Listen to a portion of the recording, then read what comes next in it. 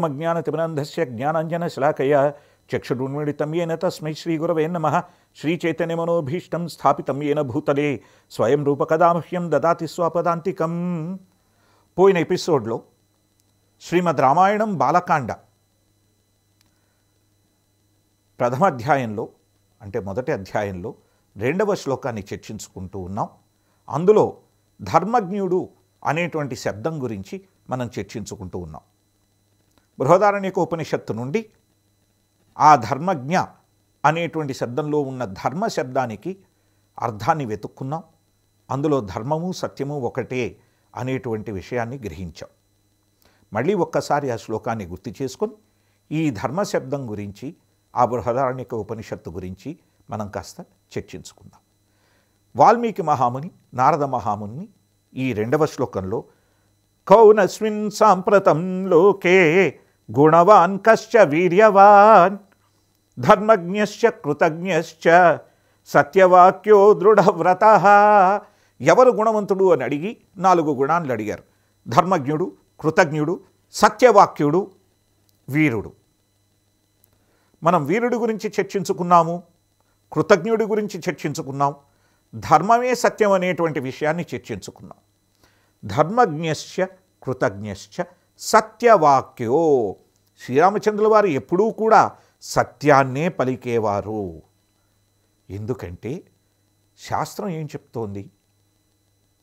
సత్యం బ్రూయాత్ ప్రియం బ్రూయాత్ మ బ్రూయాత్ అసత్యం అప్రియం. నిజమే పలకండి, కానీ చాలా ప్రేమగా చెప్పండి, అది ప్రియంగా చెప్పండి.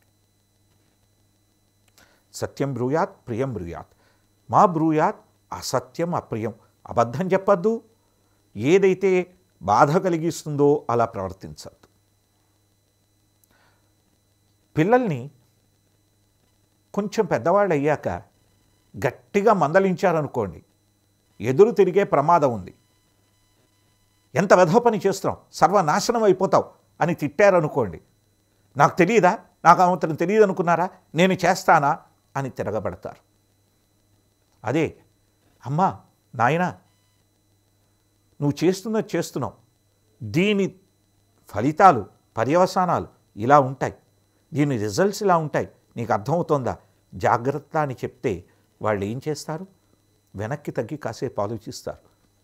ఒకవేళ వాళ్ళు నిజంగా పొరపాటు చేస్తూ ఉంటే, అవునే మేము ఈ విషయం గ్రహించలేదని వెనక్కి వచ్చి, అమ్మ నాన్న మాకు ఇప్పుడు అర్థమైంది, ఇంకెప్పుడు చేయవని చెప్తారు. మొదటిది కూడా మీరు సత్యమే పలుకుతున్నారు, ఒరే వెధవా నువ్వు నాశనం అయిపోయే పని చేస్తున్నావని. 2వ దాంట్లో కూడా నాయనా నీకు ప్రమాదకరమైన పని చేస్తున్నావని ఆ పిల్లవాడికో ఆ పిల్లకు అమ్మ నువ్వు చేస్తున్నావు అని చెప్తారు. చెప్పినప్పుడు అది వాళ్ళకి రుచించి వాళ్లకు వంటబట్టి వాళ్ళు తప్పకుండా అది చేద్దాం కదా అనేటువంటి నిర్ణయానికి వచ్చేలాగా మనం ప్రియంగా చెప్పాలి, సత్యమే చెప్పాలి. ఎందుకంటే తల్లిదండ్రులుగా వాళ్ళకి సరైన మార్గదర్శనం చేయాల్సిన ధర్మం మన మీద ఉంది. ఆ ధర్మ ప్రకారం మనం సత్యమే మాట్లాడాలి, కానీ ఆ సత్యాన్ని కూడా ప్రియంగా చెప్పగలగాలి. అలాగే ఏ ధర్మశాస్త్రాన్ని చెప్తున్నా కూడా ఎవ్వరికీ కూడా నొప్పి కలగకుండా, ఈ ప్రవచనాలు వింటే అయ్యో మాకిది బాధ కలిగించేదిగా ఉంది కదా అనేటువంటి భావం కలగకుండా చక్కగా చెప్పగలగాలి. అది కూడా సత్యమే, ధర్మశాస్త్రాల్లో చెప్పిందంతా సత్యమే. ఆ సత్యాన్ని కూడా 10 మందికి రుచించేలాగా, బాధ కలగకుండా ఉండేలా చెప్పగలగాలి. అందుకని శ్రీరామచంద్రుల వారు మీరు చూస్తే ధర్మజ్ఞశ్చ కృతజ్ఞశ్చ సత్యవాక్య. సత్యవాక్యాలు పలికేవాళ్ళు, ధర్మపరంగా ఉండేవాళ్ళు, అందరితోనూ చాలా ప్రేమగా ఉండేవాళ్ళు. ఈ ధర్మ అనేటువంటి శబ్దాన్ని మనం తీసుకుంటే, దాని మూలాన్ని తీసుకుంటే ధృ అనేటువంటి అక్షరం దానికి మూలం. ధృ అంటే మీరు చూశారంటే దృఢత్వం, నిశ్చయం, స్థిరత్వం, పూర్తిగా ఖచ్చితంగా ఉండేది అని అర్థం.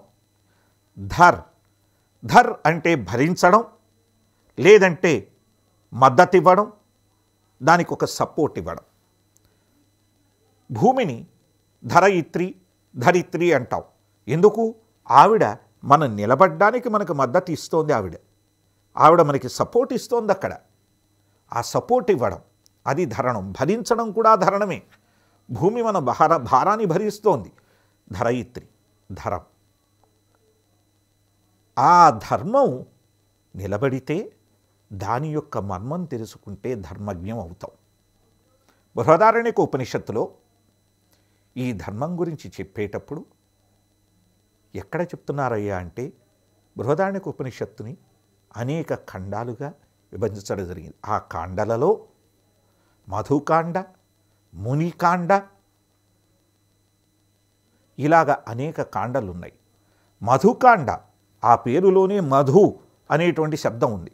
అందులో ఒక్కొక్క జీవిలో జీవాత్మ ఎలా ఉన్నారు, దానిని ఎలా గుర్తించగలుగుతాము, తద్వారా ఆ జీవాత్మ ఆ బ్రహ్మము యొక్క అంశగా ఇక్కడికి ఎలా వస్తున్నారు అనేది చక్కగా చెప్పబడింది. భగవద్గీతలో స్వామివారు 15వ అధ్యాయంలో 7వ శ్లోకంలో మమైవాంశో జీవలోకే జీవభూత సనాతన అని చెప్తున్నారు. ఈ జీవలోకంలో జీవులందరూ కూడా నా యొక్క అంశే, జీవాత్మలన్నీ నా యొక్క అంశయే అని చెప్తున్నారు.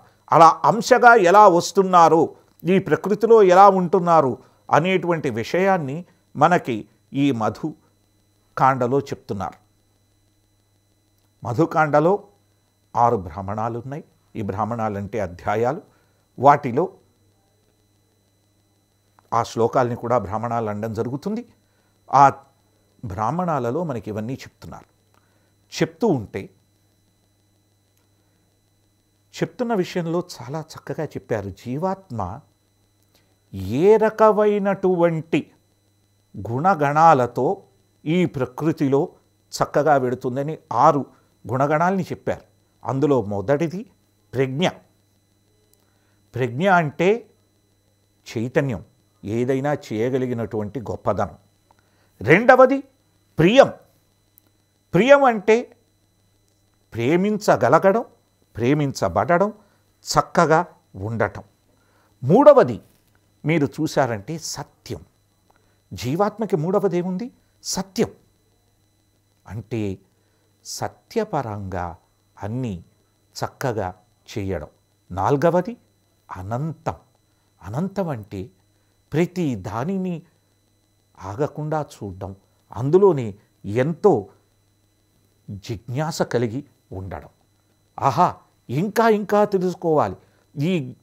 నేను జీవాత్మని, నేను ఈ శరీరాన్ని కాదు కాబట్టి నేను భగవంతుడి అంశ అంటే ఆయన గురించి ఇంకా ఎలా తెలుసుకోవాలనే భావంతో కదులుతూ వెళ్ళి ఆనందాన్ని పొంది, ఎందుకు అలాగా కదులుతూ వెడుతూ ఉంటే ఏం జరుగుతుంది? బ్రహ్మస్థితికి వెడతాడు. స్వామివారు భగవద్గీతలో 14వ అధ్యాయంలో 26వ శ్లోకంలో మనకి చెప్తున్నారు. ఏమని? మాం చయః అవ్యభిచారేణ భక్తి యోగేన సేవతే సగుణాన్ సమతీత్యైతాన్ బ్రహ్మభూయాయ కల్పతే. ఎవరైతే నాకు అచంచలమైన, ఎటువంటి కల్మషం లేకుండా, ఎటువంటి సంకరం లేకుండా భక్తియుక్త సేవ చేస్తారో వాళ్ళు ఈ సత్వరజస్తమో గుణాల్ని మూడింటిని దాటి ఆ బ్రహ్మస్థితికి చేరుకుంటారు. ఆ బ్రహ్మస్థితికి బ్రహ్మణోహి ప్రతిష్టాహం, ఆ బ్రహ్మమునకు మూలం నేనే అని స్వామివారు చెప్తున్నారు. ఆ బ్రహ్మస్థితి చాలా ఆనందస్థితి. ఆనందస్థితిని చేరుకున్న తర్వాత స్థిరులై దాన్ని దాటుకొని వెళ్ళి స్వామివారిని కూడా గుర్తించుకోవడం జీవాత్మ యొక్క విధానం అని ఈ ఉపనిషత్తులో, బృహదారణ్యక ఉపనిషత్తులో చెప్పబడింది. అందుకనే బృహదారణ్యక ఉపనిషత్తులో ఏవి నేర్చుకోవాలి అనేది కూడా చెప్తున్నారు. తదేతత్రయం శిక్షేత్. ఈ మూడిటినే నేర్పించాలి. ఏమిటి నేర్పించాలిట? దానం, దయా. దానము, దయ, ఈ రెండూ నేర్పించాలంటున్నారు. దానితో పాటు ఇంకేమిటి? దమం. దమం దానం దయమితి. దమం అంటే నిశ్చలంగా ఉండడం, తట్టుకోగలగడం. దీన్ని నేర్చుకోమంటున్నారు. రెండవది దానం. నీకు ఏ కష్టం ఉన్నా కూడా ఇంకొకరికి సహాయం చేయగలిగిన గుణం. మూడవది దయ. దీనికి ఉదాహరణ శ్రీరామచంద్రుల వారే. శ్రీమద్ రామాయణాన్ని అధ్యయనం చేస్తున్నప్పుడు శ్రీరామచంద్రుల వారి ఉదాహరణ తీసుకుందాం. మొదటిది దమం, అంటే ఏ విషయాన్నైనా తట్టుకోగలగడం. శ్రీరామచంద్రుల వారు అరణ్యవాసానికి వెళ్ళమంటే ఆ విషయాన్ని తట్టుకున్నారు.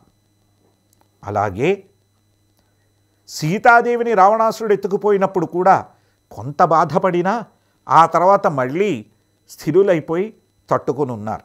కాబట్టి సహనము, ఓర్పు ఇలాంటి విషయాన్ని మనకి చక్కగా నేర్పించేటువంటిది శ్రీమద్ రామాయణం.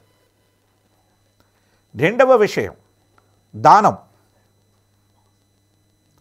దానం అనేటువంటి విషయం చూస్తే శ్రీరామచంద్రుల వారు సుగ్రీవుడికి వాలిని చంపి రాజ్యాన్ని ఇచ్చారు. మామూలుగా వాలిని చంపినప్పుడు ఎంత వాళ్ళకి ఒప్పందం ఉన్నా వాలిని చంపిన తర్వాత ఈయన ఆ రాజ్యం ఏలు ఉండొచ్చు, కానీ ఆయనకు ఆ రాజ్యం మీద మక్కువ లేదు. ఆ రాజ్యాన్ని దానం ఇచ్చారు. అలాగే రావణాసురుని చంపిన తర్వాత విభీషణుడికి కూడా విభీషణుడినే అక్కడ రాజుని చేశారు. ఆయనకి దానగుణం ఉంది, దయాగుణం ఉంది, అన్నిటినీ తట్టుకోగలిగిన శక్తి ఉంది. అంత తట్టుకొని ఆ బాధను ఓర్చుకొని పశుపక్షాదులతో స్నేహం చేసి వారి సహాయంతో సీతమ్మ వారిని వెనక్కు తీసుకొని రాగలిగినటువంటి సహనం ఉన్నటువంటి నర రూపంలో ఆ స్వామివారు శ్రీరామచంద్రుల వారు ఉన్నారు. కాబట్టి ఇక్కడ చూడండి, తదేతత్రయేత్ శిక్షేత్ దమం దానం దయమితి అని ఈ బృహదారణ్యక ఉపనిషత్తులో చెప్తున్నటువంటి విషయాన్ని శ్రీరామచంద్రుల వారు మనకి ఆచరించి చక్కగా చూపించడం జరిగింది. ఎంత చక్కగా ఆచరించారయ్యా అంటే మనం ఎలా ఆచరించాలి అనేటువంటిది ఒక ఎగ్జాంపుల్గా ఇచ్చేశారు. అందుకనే అందరూ రామరాజ్యం గురించి మాట్లాడతారు, మర్యాద పురుషోత్తముడు శ్రీరామచంద్రుడని మాట్లాడతారు. రామరాజ్యం, మర్యాద పురుషోత్తముడు. స్వామివారి యొక్క గుణగణాల గురించి, స్వామివారి పాలన గురించే చర్చ వస్తుంది, కానీ ఆయన పాలించినట్టుగా ఇంకెవరూ పాలించలేదు.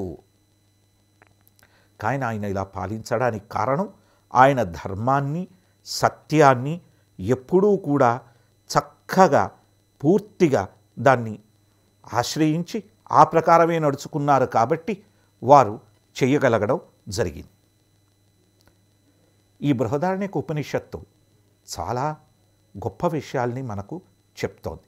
ఈ ధర్మాన్ని, ఈ సత్యాన్ని మనం పాటిస్తే ఏమవుతుంది? మనకి అసతోమా సద్గమయ, తమసోమా జ్యోతిర్గమయ, మృత్యోర్మా అమృతంగమయ, ఓం శాంతి శాంతి శాంతి అనేటువంటిది ఈ బృహదారణ్యక ఉపనిషత్తే మనకి చెప్తోంది.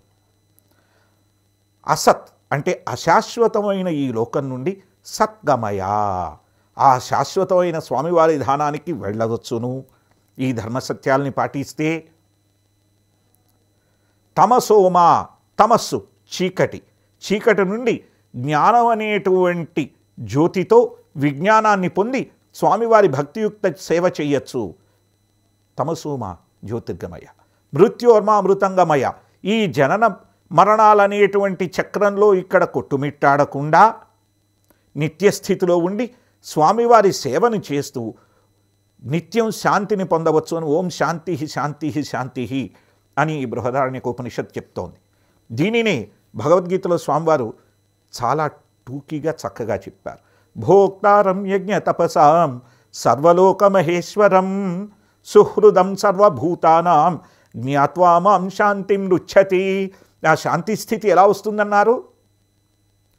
స్వామివారిని భోక్తారాం యజ్ఞ తపసాం, యజ్ఞాలకు తపస్సులకు భోక్త ఆయనే అన్నది గుర్తుపెట్టుకోవాలి. సర్వలోకమహేశ్వరం, అన్ని లోకాలకు ఆయనే ప్రభువు అనేది గుర్తించాలి. సుహృదం సర్వభూతానాం, అందరి జీవరాశులకు స్నేహితుడు. ఇదివరకే చర్చించుకున్న పశుపక్షాదులతో కూడా స్నేహం చేశారు ఆయనని. జ్ఞాత్వా, ఇది తెలుసుకున్నవాడు శాంతిని పొందుతాడు. ఎందుకంటే అందరిలోనూ పరమాత్మని చూస్తాడు కాబట్టి. ఈ విషయం మనకు అర్థం కావాలని ఈ బృహదారణ్యక ఉపనిషత్తులో పూర్ణమదః పూర్ణమిదం పూర్ణాత్ పూర్ణముదచ్యతే పూర్ణస్య పూర్ణమాదాయ పూర్ణమేవావశిష్యతే అని చెప్పబడింది.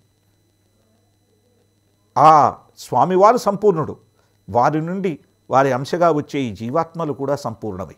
అంటే వారు సచ్చిదానంద స్వరూపుడు, మనము సచ్చిదానంద స్వరూపులవి. ఈ శరీరం అసత్ అంటే అశాశ్వతం. అచిత్ జ్ఞానం లేదు. జీవాత్మ ఈ శరీరాన్ని వదిలితే ఇది కేవలం ఒక పార్థివ దేహం మాత్రమే, డెడ్ మ్యాటర్, అంతకంటే ఇంకేం లేదు. నిరానందం. దీనిలో మనకి రోగాలు రుష్టులు. ఆనందం ఉందంటే జీవాత్మ సంతోషపడితేనే ఆనందం ఉంది. కాబట్టి ఆ ఆనందాన్ని పొందడానికి నిత్యం స్వామివారి సేవలో ఉండాలి అనేటువంటిది మనకి ఈ బృహదారణ్యక ఉపనిషత్ పూర్ణమదః పూర్ణమిదం పూర్ణాత్ పూర్ణముదచ్యతే పూర్ణస్య పూర్ణమాదాయ పూర్ణమేవావశిష్యతే. నువ్వు సంపూర్ణుడే కాబట్టి ఆ పరమ సంపూర్ణుడైన స్వామివారి సేవలోనే ఉండు. ఆయనలో మార్పు లేదు. ఆయన అలాగే నిశ్చలంగా ఉన్నారు. నువ్వు వారి సేవలో ఉండు అని చక్కగా మనకి నేర్పిస్తున్నటువంటిది ఈ బృహదారణ్యక ఉపనిషత్. కాబట్టి ఈ ఉపనిషత్తులో ఎలా ప్రవర్తించాలి, ఎలా నడుచుకోవాలి అన్నీ చెప్తున్నారు. జనక మహారాజు మన యజ్ఞవల్క్య మహాముని కలుసుకున్నారు. వారు ఈ సృష్టి ఎలా మొదలైంది అన్నీ చర్చించుకున్నారు. బృహదారణ్యక ఉపనిషత్తులో ఉంది. ఆ తరువాత గర్గీదేవి యజ్ఞవల్క్య మహాముని బ్రహ్మతత్వం గురించి చర్చించుకున్నారనే విషయాన్ని ఇదివరకే మనం మాట్లాడుకున్నాం. అది జరిగినప్పుడు మొట్టమొదట రాగానే ఒకళ్ళకొకళ్ళు నమస్తే అనేటువంటి శబ్దంతో నమస్కరించుకున్నారు. నమస్తే, తే మీకు నమః, నమస్కారాలు అని మాట్లాడుకోవడం జరిగింది. మనం మామూలుగా నమస్తే అని వాడేటువంటి శబ్దం మనకు ఆ ఉపనిషత్తుల్లోనే నిక్షిప్తమై అక్కడే యజ్ఞవల్క్య మహాముని, మన జనక మహారాజు, గర్గీదేవి వంటి మహాత్ములందరూ కూడా, ఇటువంటి మహాజనులు మహాత్ములందరూ కూడా వాడినటువంటి శబ్దం మనకిప్పుడు మామూలుగా వాడుక పదం అయిపోయింది. నమస్తే అనేటువంటి శబ్దానికి అర్థం తీసుకుంటే నా మమ తే, ఇది నీకు దక్కేటువంటి గౌరవమయ్యా, నాకు దక్కేటువంటిది కాదు. ఎందుకు? కారణం ఏమిటయ్యా అంటే నేను నీలో ఉండే పరమాత్మను గుర్తిస్తున్నాను. అంటే ఈ వేదశాస్త్రాలని ఈ ధర్మ మార్గాల్ని పాటిస్తూ ఉంటే అందరిలోనూ మనం ఎవరిని చూడగలుగుతావయ్యా అంటే అందరిలో కూడా మనం పరమాత్మని చూడగలుగుతాం. అలా చూస్తూ అందరినీ గౌరవించగలిగినటువంటి పరిస్థితి తెచ్చుకోగలగడం, ఆ స్థితిలో ఉండడం చాలా గొప్ప విషయం. దానినే మనం ప్రాక్టీస్ చేయాలి. ప్రాక్టీస్ మేక్స్ ఇట్ పర్ఫెక్ట్ అంటారు. అంటే మనం దాన్ని ఆచరిస్తూ ఉంటే అదే మనని సంపూర్ణుల్ని చేస్తుంది. జీవాత్మగా మనలో సంపూర్ణత్వం ఉంది. కానీ ఆ సంపూర్ణత్వం పూర్తిగా బయటకు రావాలంటే మనం దానిని ప్రాక్టీస్, ఆచరణ చేయాలి. ఆచరిస్తూ ఉంటే మనం చేస్తున్నది ప్రాక్టీస్ చేస్తూ ఉంటే బాగా చేస్తున్నావా లేదా అని మనకి తెలుస్తుంది. ఆ ప్రాక్టీస్ ద్వారా మెల్లిమెల్లిగా మనని మనం బాగుపరుచుకుంటూ వెడతాం. మీరు క్వాలిటీ మేనేజ్మెంట్ అనే దాంట్లోకి వెడితే దీన్ని కంటిన్యూస్ ఇంప్రూవ్మెంట్ అని చెప్తారు. కంటిన్యూస్ ఇంప్రూవ్మెంట్ అంటే ఏమిటి? ఎక్కడా ఆగకుండా మనని మనం బాగు చేసుకుంటూ వెళ్ళడం. అంటే ఆ ప్రక్రియలోనే మళ్ళీ మనను మనం బాగుపరుచుకుంటూ వెళ్ళడం అనేటువంటిది ఉంది. దీన్ని జపనీస్ వాళ్ళు చెప్పడం జరిగింది. కేజింగ్ టెక్నిక్ అంటారు. ఇది ఇక్కడ ఎందుకు ప్రస్తావిస్తున్నానయ్యా అంటే ఈ కేజింగ్ టెక్నిక్లు ఇవన్నీ బయట ఉండేటువంటి భౌతిక ప్రక్రియల్ని బాగు చేయడానికి వచ్చినటువంటి ఆలోచనలు. కానీ మన ధర్మశాస్త్రంలో ఎలాగ మనం నిత్యం సాధన చేస్తూ మనని మనం బాగుపరుచుకోవాలి అనేటువంటి విషయం చక్కగా చెప్పబడింది. నేర్చుకున్న దాని మీద గర్వం లేకుండా మనం ఎలా ఉండాలి అనేటువంటిది కూడా మనకి చెప్పబడుతోంది. ధర్మం అనేటువంటి శబ్దానికి నిర్వచనాలు తీసుకున్నాం అనుకోండి, అనేకాలు ఉన్నాయి. స్వధర్మం అంటే నా యొక్క ధర్మం, వర్ణాశ్రమ ధర్మం, నేనుండేటువంటి వర్ణము ఆశ్రమం. వర్ణం అంటే బ్రాహ్మణ క్షత్రియ వైశ్య శూద్రులని, ఆశ్రమాలంటే బ్రహ్మచర్య గృహస్థ వనప్రస్థ సన్యాసమని. ఆ వర్ణాలు కానీ ఆశ్రమాలు కానీ వాటి ప్రకారం నేను ఎలా నడుచుకోవాలి అనేటువంటి వర్ణాశ్రమ ధర్మం, దానితో పాటు స్వధర్మం, స్వధర్మ వర్ణాశ్రమ ధర్మాలతో పాటు పితృధర్మం పతిధర్మం, ఇలా అనేక రకాలైనటువంటి ధర్మాలు ఉన్నాయి. అదే కాకుండా మనస్సు, వాక్కు, శరీరం, మనోవాక్కాయ కర్మాణి, ఈ కర్మ శరీరంతో చేసే కర్మలు, వీటి తాలూకు ధర్మాలు ఉన్నాయి. ఈ ధర్మాలనన్నిటినీ చక్కగా ఎలా ఆచరించాలి అనేటువంటిది మనం శ్రీమద్ రామాయణం నుంచే తెలుసుకోగలుగుతాం. అవి ఏమిటి, ఎలా తెలుసుకోవచ్చు అనేటువంటి విషయాన్ని మనం వచ్చే ఎపిసోడ్లో చర్చించుకుందాం. దయచేసి మీరు హరే కృష్ణ కృష్ణ కృష్ణ హరే హరే, హరే రామ రామ రామ హరే హరే అనే ఈ మహామంత్రాన్ని జపం చేస్తూ స్వామివారిని ధ్యానం చేస్తూ మిమ్మల్ని మీరు బాగుపరుచుకుంటూ ఉండండి, తరించండి. హరే కృష్ణ.